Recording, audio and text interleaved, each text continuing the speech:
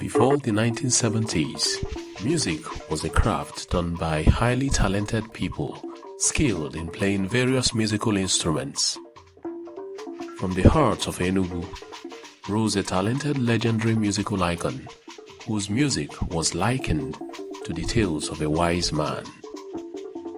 An award-winning music veteran whose musical genre draws from the rich Igbo folklore with unusual simplicity, yet philosophically sophisticated.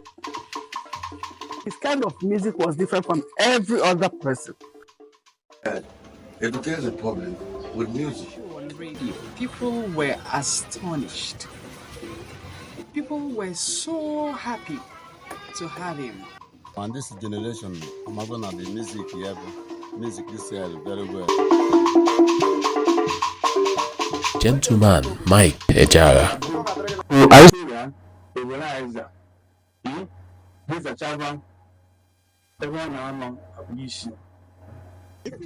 I'm from old school too, man. You know, I grew up as a young man listening to Mike EJEAHA. Those his melodious song way back in the 70s and 80s.